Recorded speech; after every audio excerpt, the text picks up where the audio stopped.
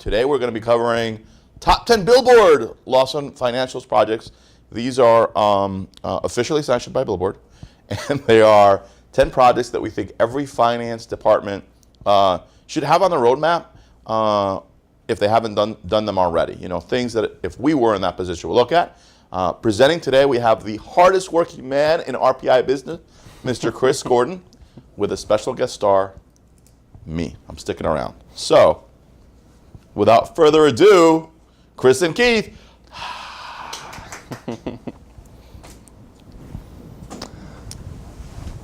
I guess I'm doing the...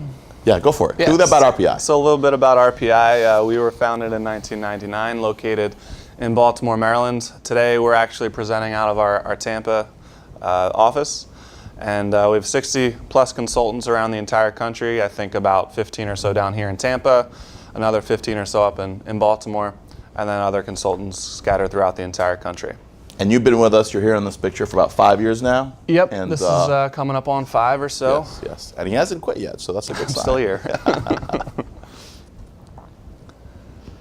So what we're going to do today is kind of break down, like Keith said, the top 10 projects that we think every organization out there should be doing. And, the rankings here, you know, are sort of improv rankings.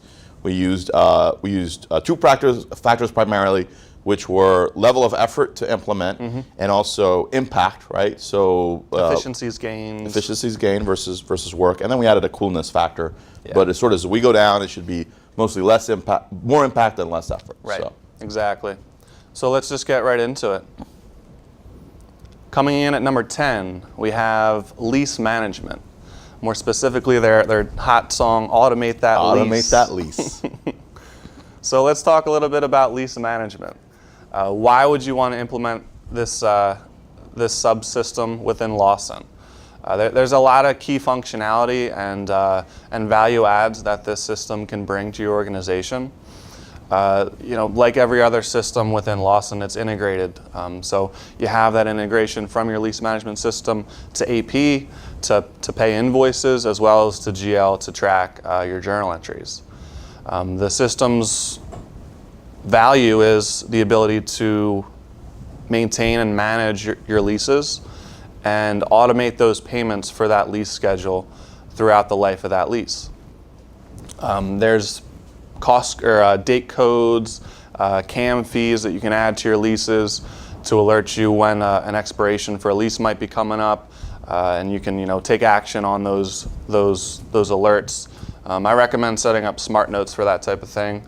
Yeah. You can always, if you have those date codes assigned on your leases, you can create a smart note pretty quickly to alert you proactively when a lease might be expiring, so you can either buy that whatever you just leased, or you gotta cancel. So I haven't had the opportunity to work with lease management like Chris, but I certainly have had the opportunity to work with Lawson AP departments trying to process lease payments. And your standard AP functionality has some limitations. You either need someone to be queuing up that invoice all the time, or you try to set up recurring.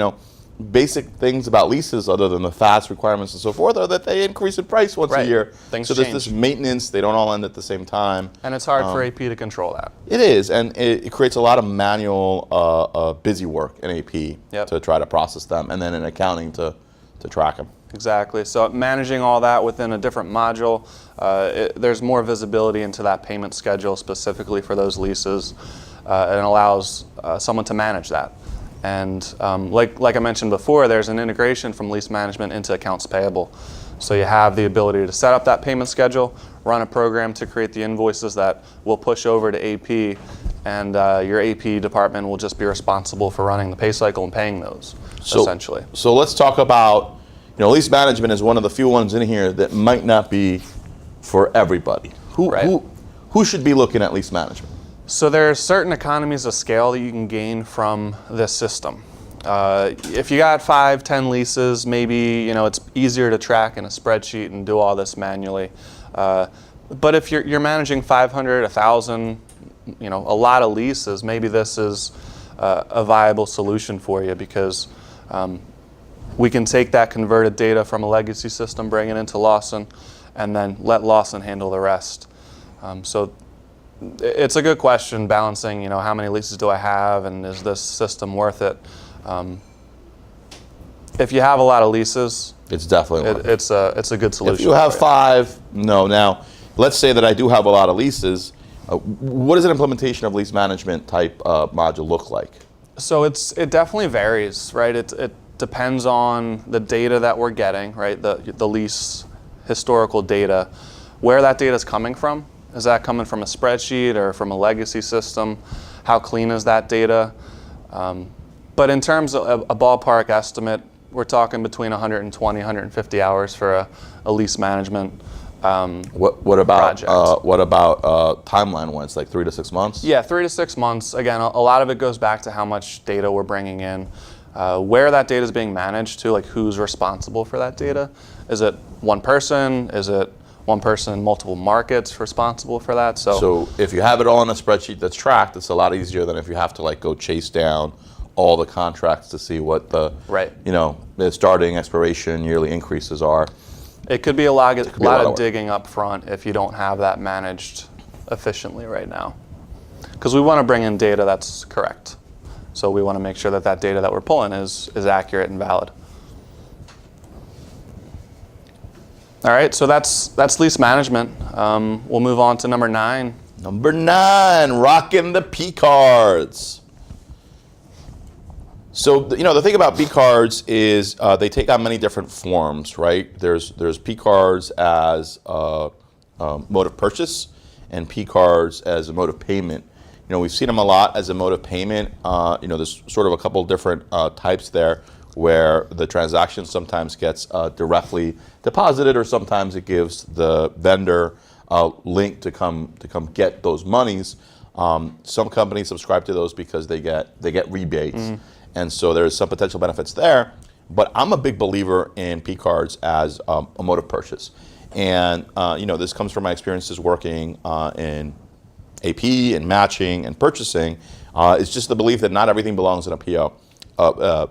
Because POs are expensive, right? There's multiple people that are touching it along the way, and I've seen many organizations where the drive to get everything on PO leads to things that just don't make sense to have in a PO, right? If you purchasing something from a mom and pop shop, and they're not a PO vendor, and that invoice comes in as a non-PO, gets processed non-PO, you have that open PO, it's an R&I line, at some point you have a consultant who's expensive, costing you more to fix it than it was in the first place.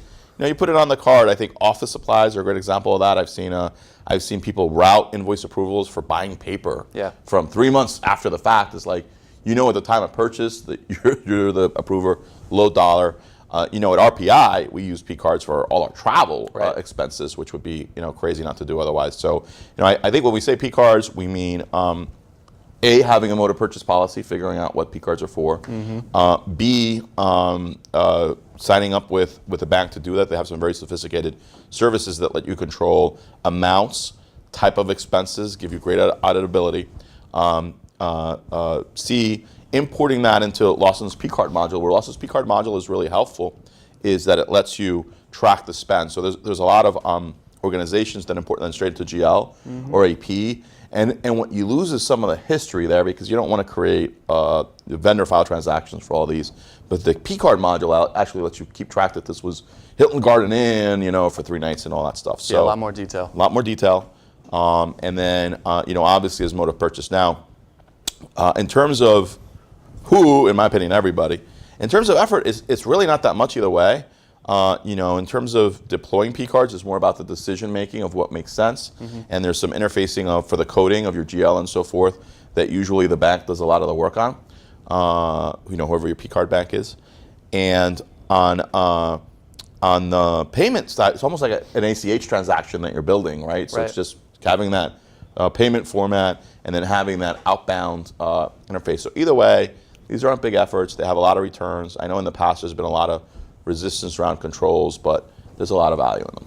Yeah, and for that rebate functionality, you actually turn your AP system into a cost or a revenue generator. Yeah. Make some money from exactly. AP. All right, coming in at number 8, we have asset management. Make your depreciation sing. Why would you want to implement asset management? So kind of like we mentioned with the leases, maybe you're tracking all your assets in a spreadsheet. you're doing depreciation calculations on a monthly basis in a spreadsheet, going back into Lawson or manually adding those journal entries or uploading them, whatever you're doing, put that into the system. Let Lawson do that for you. That's what the system's there for. That's why it's an integrated piece within the whole solution. You can through the use of asset templates, have Lawson pretty much automatically create these assets for you with little effort from your staff accountants to make sure that what's coming in is correct, obviously. But the automation of asset creation is a big reason to implement AM. I've seen clients where this is a manual process. They're doing a query against AP invoices to try and pull assets and add those at month end, and that just increases how long it's going to take you to close your month end. And Lawson's got that functionality built into the system natively. So I think, and it's easy, right? There's also companies that use third parties. Every year they give them this is your depreciation and calculations. Yep. And it's native functionality within the system. It requires not a ton of setup up front, just a little bit of training. Really, from if you're familiar with the other systems, AM is just another one that falls right in line. But I mean, there's a set and forget bullet up here, and it's kind of true, right? You have your assets in the system, and you let them go through, and you run your period close and depreciate your assets period over period. Of course, you got to make adjustments every now and then if you got to transfer assets to and dispose of them. But for the most part, you're letting Lawson do all the work for you.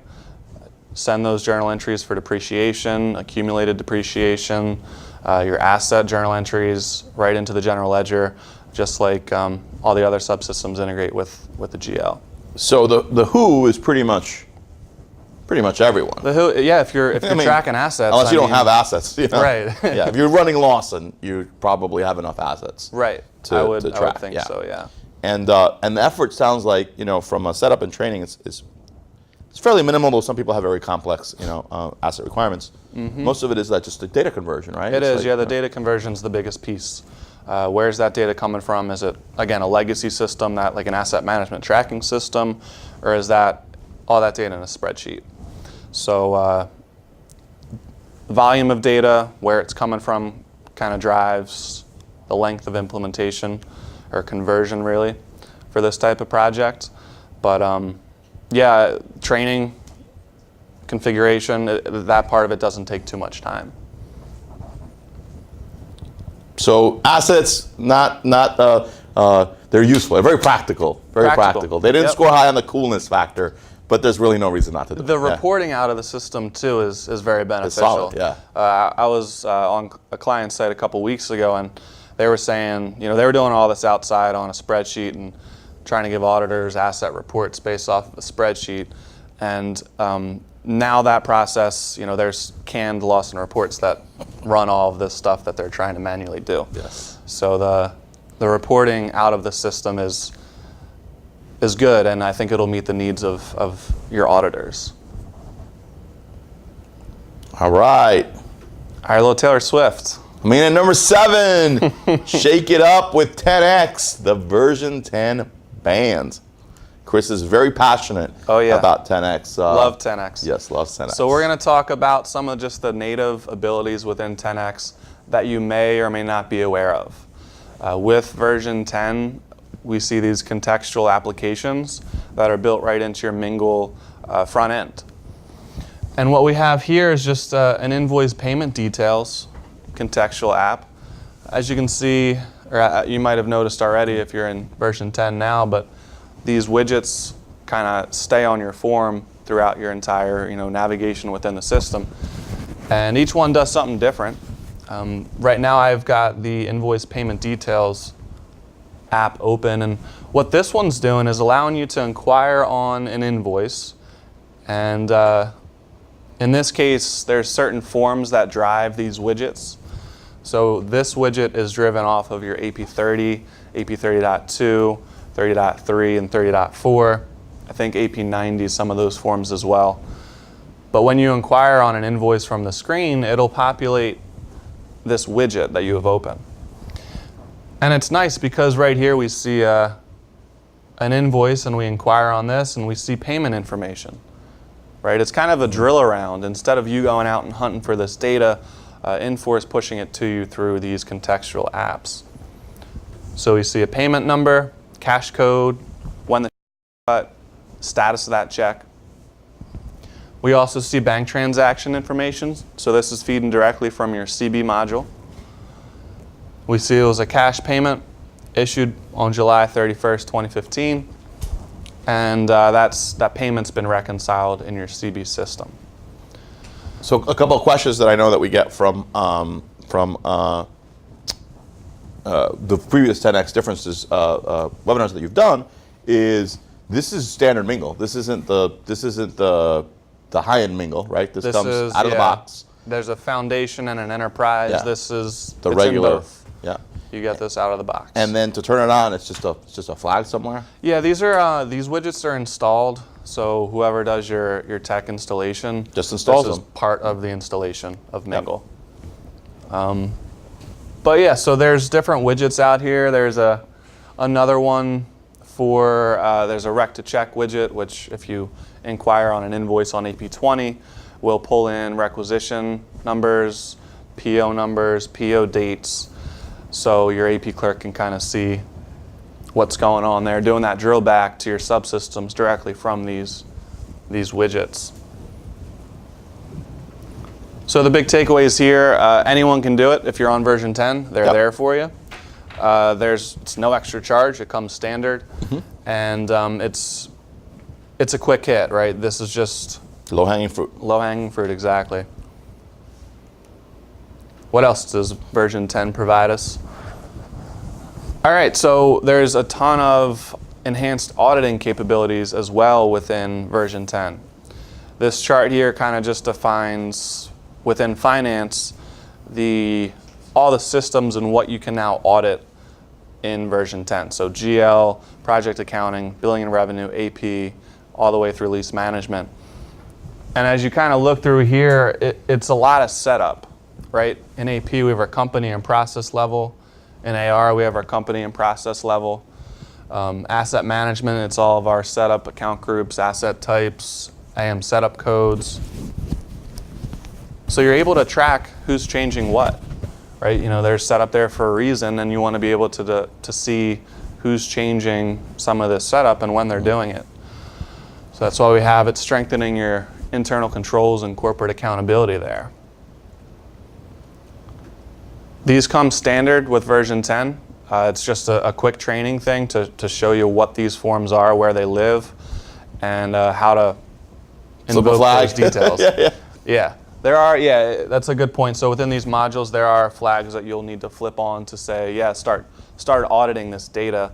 But that's really where the training comes. It's where the flags and then show you what the forms are. So easy to roll out. Anyone with version 10 can start, using these. And this is kind of just a piggyback on the whole auditing thing here. The forms in version 10, right? There's new forms in version 10. And if you do like a quick comparison of your flowchart in 9 to 10, you can see where these new forms live. And that's all we're trying to point out here is that a lot of these new enhanced auditing features can be found on the flowcharts within the modules. So if you're not familiar with the flowcharts, type in your system code followed by FL. It'll bring you to your flowchart. And in this case, within AP, we have a whole new tab that highlights our new auditing online inquiry forms as well as reports. The Beebs will tell you where to find them.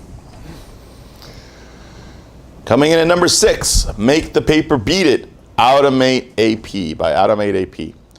So, I think obviously it's the end of 2016 going into 2017.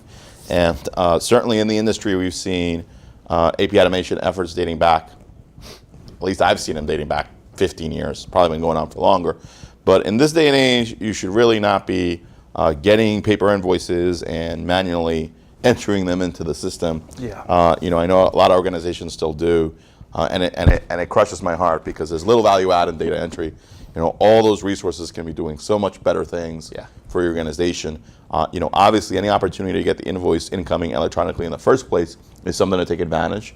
But even if you do have a lot of paper, there's some good data capture solutions out there, and they're not necessarily inexpensive, and they take some effort, but I mean they eliminate so much. Yeah, so much. I mean, I think one of our customers many years ago, the amount of time spending validating these invoices versus entering was a ratio of 5 resources to 1. Wow. And so just think about that and think of what you could do with those resources. So I would say get invoices into electronic format as early as possible. Get them electronically, great. If not, look at data capture. I think the second thing is you want to tie those images to Lawson. You don't want to move paper around. You want to make the image accessible to people, right? So AP90, AP20, just click, bring it up. And the other very important thing I think is workflow. A lot of these imaging systems have a very powerful workflow, but you can use IPA as well to route this, and that helps not only streamline the entire process, but it creates a lot of transparency of where the bottlenecks and where it's going. And there's kind of no reason not to do it, except for the fact that, hey, it does take a little effort. This one ranked very high on both the coolness and impact. I mean, the impact here is, I think, crazy. Right. But it's a little bit of effort. It's a real project depending on the size of your organization. But I think it's definitely one worth doing that a lot of customers get tremendous value out of. So the value here is now your AP department is worrying about exceptions, handling issues, instead of just typing in invoices to AP. Totally, and it has sort of that cascading effect, right, where you've reduced the time spent on data entry, you focus it on other things. Now you're getting more ahead of things instead of being reactive. You're taking less calls from vendors or from your customers within the organizations, and it sort of has that ultimate value add. Waterfall effect. Yeah, and I do believe that payables is becoming more and more of a strategic than a transactional thing. You look at just paying people to do data entry is just it's expensive. It's expensive and it's not fun either. So I think the AP department themselves would love to have something like this too. Yes, absolutely. Invoice images right there electronically. Absolutely. They're not fumbling through data or paper on their desk. And department managers would like to have access to these things. That's a click away. I'm looking at something, I want to see further detail than what's in the system. If I have that piece of paper in somebody's folder or in a file, I probably don't even bother. Okay. So coming in at number 5, we have Smart Recon. Smart Recon is a pretty interesting one. So what this is, for those of you that don't spend your days toiling away matching invoices, there are some native matching screens in Lawson to handle exception invoices that are very cumbersome. They make you select all the receipt lines that belong to an invoice, even if 50 out of 51 are good matches, and you do it 5 at a time, and sometimes the screen hiccups and you lose it. I mean, I personally have spent 45 minutes matching a single invoice, and what Smart Recon is an automated. It's an automated tool for that MA60.3 where it'll take those 50 that match and line them up and let you deal with the exception. I mean, it's a wonderful tool. If you've bought Lawson within the last couple of years, you definitely own it. If it was before, I believe it was licensed separately, and that's sort of been the big holdup. It's not expensive, but sometimes on principle, people will say, oh, well, that should have been included in the first place. That should be what it is. But it's like, what is it, the cutting off your nose to spite your face kind of thing? It's like you're the one that's suffering from it. And it's so easy to implement. I mean, it's like literally like you turn it on, you install it, just train people, on it, and you're good. And there's a couple of setup things, but I mean, it's just and you're gonna make someone very happy in your AP department. So it looks like maybe we have. Is it in the red? I think we have a question. For one of our tech guides on the version of SharePoint required for contextual app widgets. I think all of our customers are on SharePoint 2013. I don't think we have any on 2010.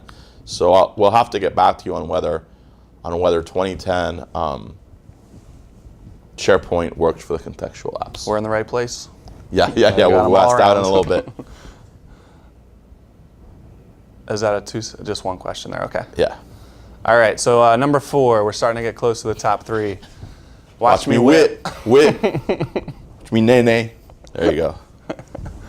That's all we got. That's That's all we got. That's the thing. Gotta do the whip. It is a billboard themed It is. presentation.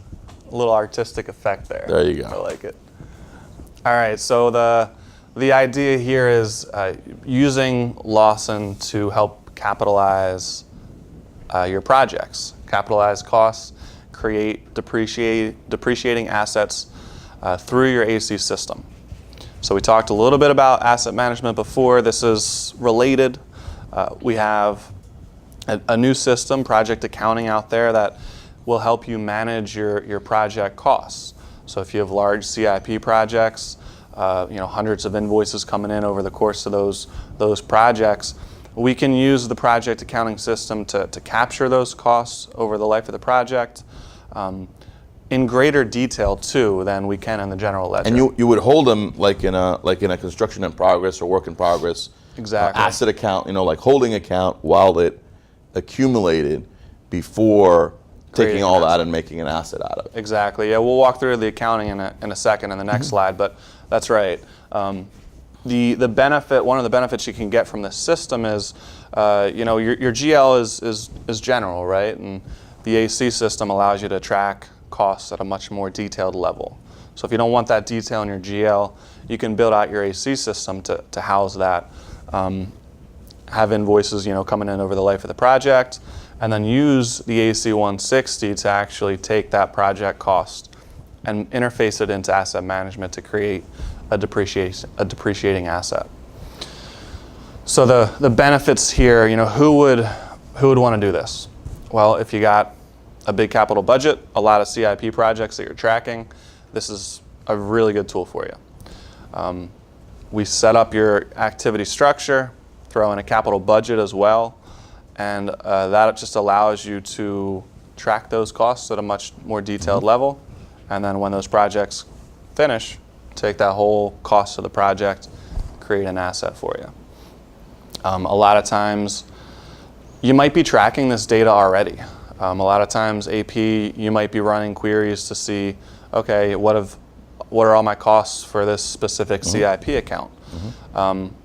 Just let Lawson handle that for you. Tag an activity code on your invoice. That transaction flows over to your project in AC. However you want to code that, right? You might be coding it to a CIP account, but it's really a building improvement type account category. And you get that level of granularity or detail in your AC system. And then over the life of the project, capitalize it when it's done.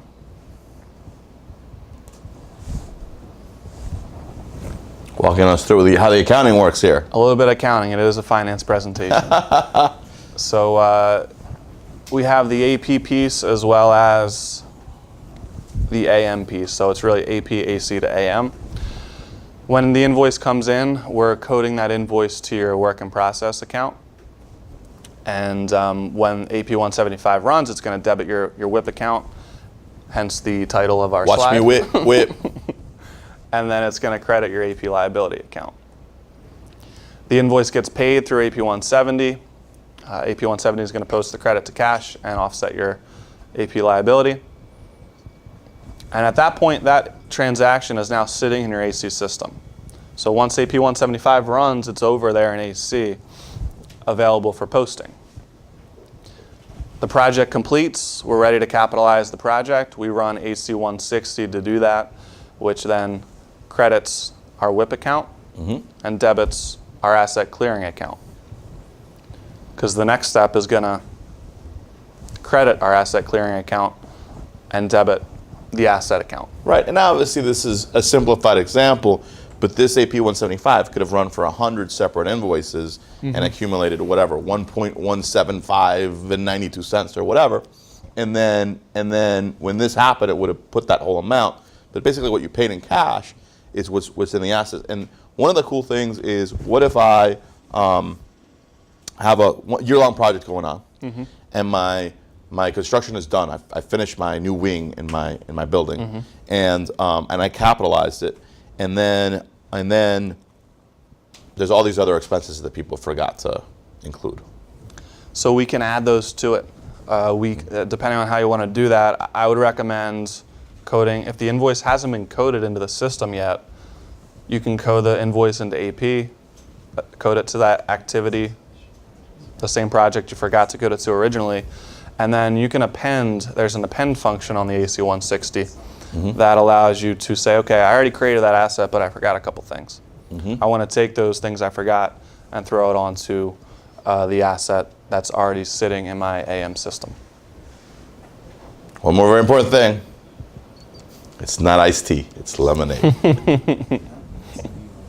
Bill, is there a question? No, but we have an answer. Oh. Why? Should we take a pit stop for the version of SharePoint? Sure. Okay. So the question here was, I'm good. The question is, what version of SharePoint is required for the contextual application widgets in Mingle? And the version dependency there is on LSF. LSF 10.07 is the minimum version for the employee contextual app.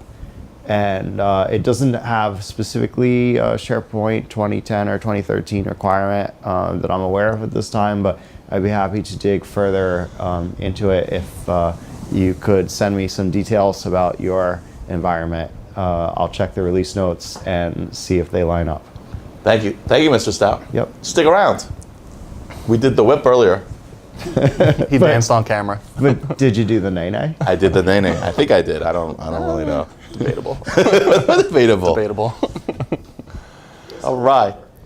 Yeah. Coming in at number 3. All right, we're in the top 3. So Smart Office. This made the top 3 for a couple reasons, because it's an easy rollout, not a lot of effort involved, as well as it gives you a ton of efficiencies. So who is a good question. So who would stand to benefit from Smart Office? This tool is really geared towards power users within Lawson. So there's a lot of functionality that we're kind of walking through here that leverages these start pads, info browsers, form personalizations, customizations. The functionality within the system is more powerful for the power user. If you're just coming into Smart Office to approve work units, invoices, requisitions, running a couple of reports, this might not be, you're not going to stand to benefit nearly as much as someone that's in here 5 hours a day banging away on invoices or POs. One of the reasons, sorry, go ahead. Yeah, so what we're demoing here is just kind of what you can do within the system. This is a quick 5-minute demo here. We have the ability to create certain things on our canvas. These are widgets that we can put onto our canvas.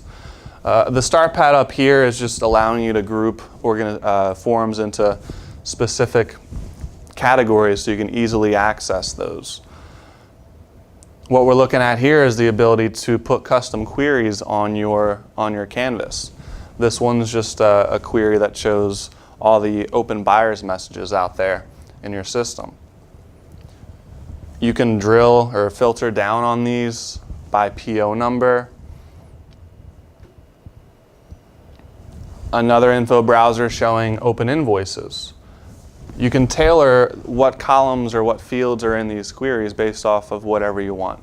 So there's the ability to customize exactly the data that's being displayed. Sorting, filtering directly within your widget. Exporting this data to Excel, so you can right-click on the data that's in there, push this out to Excel for a quick report. And at the very bottom, we have a vendor listing. So just a running list of all your vendors from AP10. And what's nice there is that you can actually double-click on one of the results there and launch AP10. So a quick way to get to those vendors. In this case, we have a built-in map that shows exactly where that vendor is sitting. So really cool personalizations that you can do on your form, cool personalizations that you can make to your Smart Office canvas. And the goal here is to really just improve the way that you work and make it more efficient. Whether it's having reports and exception handling reports through those info browsers directly on your canvas, or customizing a form and removing fields that you never use. So there's plenty of efficiencies to be gained just by using this tool. And like we mentioned before, it's not a big rollout. You know, we do a workshop, a 2-day workshop where we train you for a few hours the first day. Train the power users to, you know, get them up and running. Exactly. Yeah. And then the next day we'll sit with the whole department and kind of just go through and say, hey, how do you want your system to look? Totally. What do you want us to do? And with me guiding you and you guys providing information, we build out a whole Installation and system administration, very little, very easy. This is quick, high impact. One of the reasons this ranks so high is that Chris Gordon has a real passion for Smart Office. Now, I know that Chris has had the very good fortune, I feel like, to work on a whole variety of customers that he's actually seen a green screen before. So I know a lot of you probably out there remember from way back in the day, but there are still customers out there running it. So yeah, I think we have a client currently that's everyone's using Lid, and version 10 we know that goes away for the casual user, and you know, they're transitioning to Smart Office. So that's like a jump from, you know, whatever. whatever. Prehistoric, whatever, yeah. It's a huge jump, and Chris does not approve of Lid. it does the job. I worked on it for a long time. It does the job, yeah. But so they've actually, you know, hired us to do a training session here to say, hey, we got a lot of users that have never seen this before. What can it do for us? And so one of the nice things here is that it is user facing. So it is something that they get here that isn't just sort of a technical migration, new platform, behind the scenes stuff. It's something that they get to work with and feel like the organization's making good progress there. Absolutely. You can see here just a highlight of all the things that you can do to your form. Editing labels, showing or hiding fields, defaulting certain values into fields. So, you know, if you got one company, you can default that company number into every form, never have to type it in again. Coming in at number 2, Prince. Give your spreadsheets the look with Spreadsheet Server. Spreadsheet Server is a third-party tool. It's a reporting tool. And what it does is it links Excel sheets to grab data from your Lawson system. It's not quite the add-ins. It's a little bit of a different add-in. You see up here, there's a Spreadsheet Server next to the Lawson add-ins. And that the add-ins are more sort of a querying and upload tool. And this actually has formulas that are producing the calculations for revenue and so forth. I like this tool because it's inexpensive. I like it because it's super easy to deploy. All the customers that we have that have chosen to do it, they have someone from this company go out 2 to 3 days, take the spreadsheets they already have, create these connections with these formulas, and then customers are up and running. And those customers are very happy with the reporting because you can copy paste this tab of the column, change it over. You can change the formatting to whatever you want. I mean, when you compare it to something like Report Writer, like RW100, That's like a Lid to Smart Office comparison. It's way more than that. It's way more than that because, you know, we have the thing where it's like we need someone to come train us, or, you know, we need to change this one thing on, you know, all these reports and all that formatting. And Excel is like everybody knows it. It's so easy. It's so intuitive. It's so user friendly. Certainly, this is what I would be using in that space. And it looks like we got one more screenshot here. And you know, these charts, they're Excel, right? They're just taking the data from Excel and making charts. I'm sure all of us have plenty of experience doing that. In fact, I'm sure a lot of us do currently do a lot of things on spreadsheets where we're taking the data out and putting it in just so we can get the format that we want. So this is just a nice part of your reporting toolbox. The one thing you did mention is the fact that you can take the reports you have. You don't have to get rid of what you have. Yeah, so usually they start, they say, what spreadsheets do you use? And then let's work with them. they'll connect them, and then once they're connected, there's these formulas that are looking up, based on like accounting units and things like that. There's a whole webinar you can see on our YouTube channel if you want to see a little bit more, but it's got the drill connected. It's pretty impressive stuff. Yep. And pretty impressive stuff. You're not limited to just your GL, so you can create custom queries based off of your asset management system or AC or wherever to create reports against that database too. So a nice additional reporting tool there. Even here, there's a fixed assets balance sheet. Yep. HR over there. So yeah, it's highly recommended. I know that sometimes there's some. It's not expensive, but there is some budget.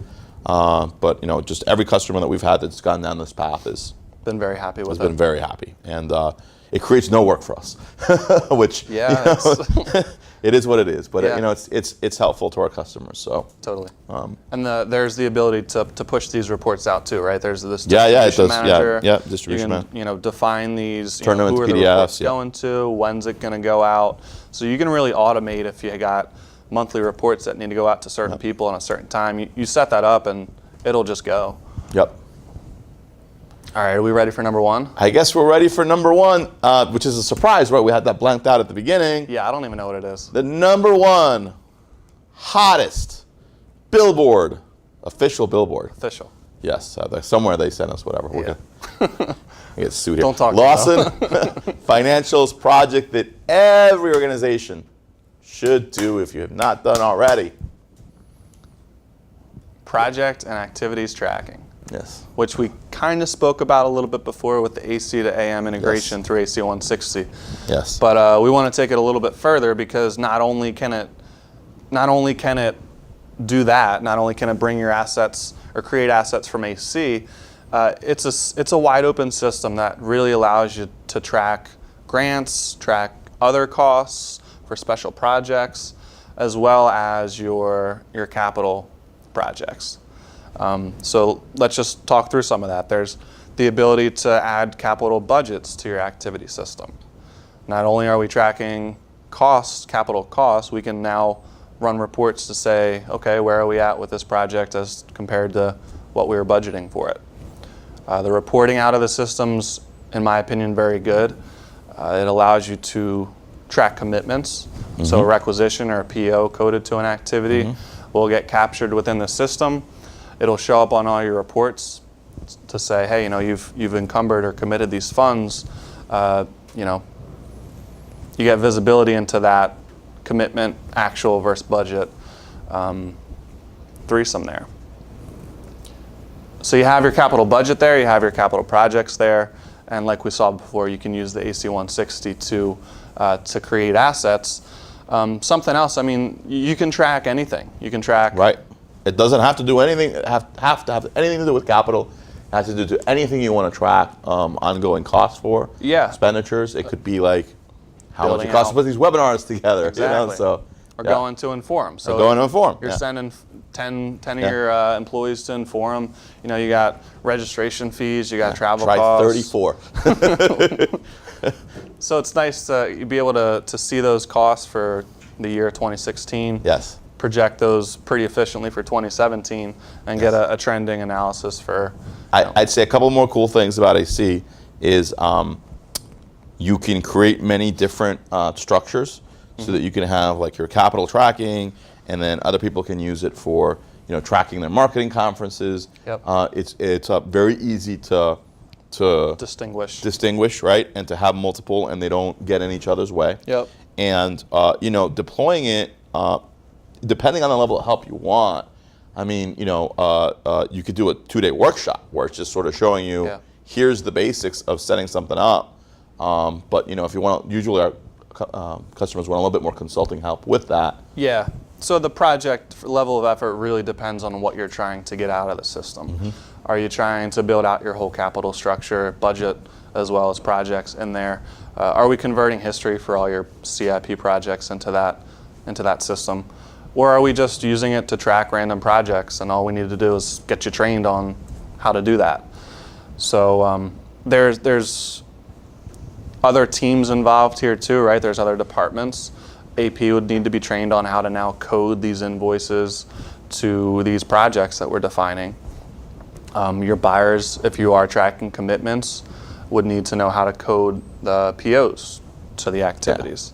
And So you might want to take accounts and force them to have Exactly. activities. If you're doing the construction in progress, then maybe you want that construction in progress account to have an activity assigned to it on a PO and so forth. Mm-hmm. And then you need processes for when people don't know, or those projects are maybe past their expiration date and so Yep. forth. Yeah, so there's a lot of good controls within the Change system.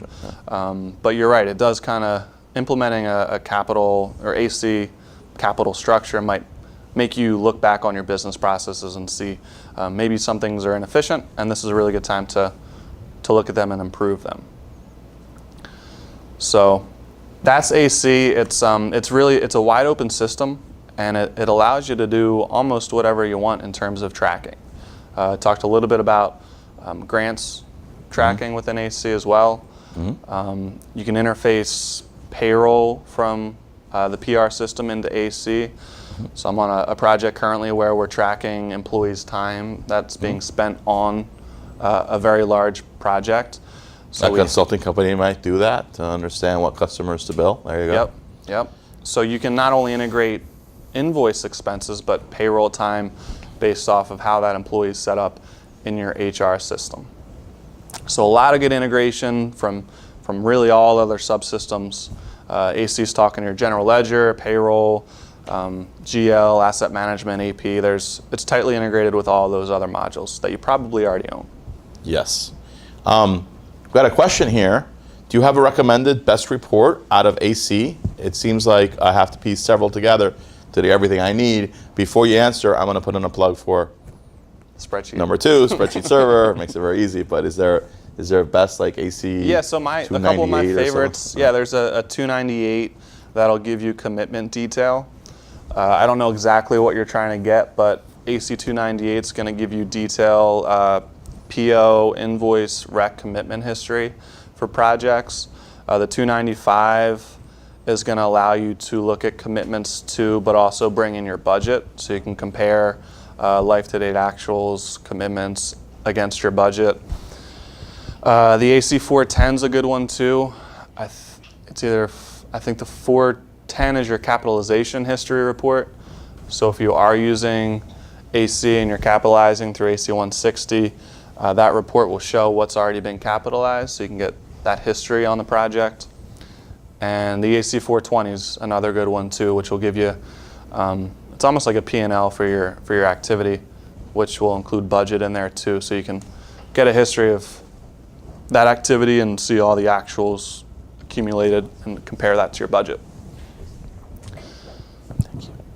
But if you do have a specific, it looks like you kind of have something in mind that you're trying to do. If you want to just shoot us an email with that question, we can look into it for you. And maybe it's a canned report within Lawson that you're just not aware of, or maybe it's something else that might require custom reporting. All right, and now I guess we're open for questions. Looks like we have a question here. Can we see Mr. Chris Gordon do the nay-nay? I don't think that was a question. No. I will wait a quick second in case anybody gets inspired here. All right, if you have any follow-ups, you can always email questions@rpic.com, and we're happy to answer them. I do want to point out that many of the projects that we talked about today have a more detailed webinar.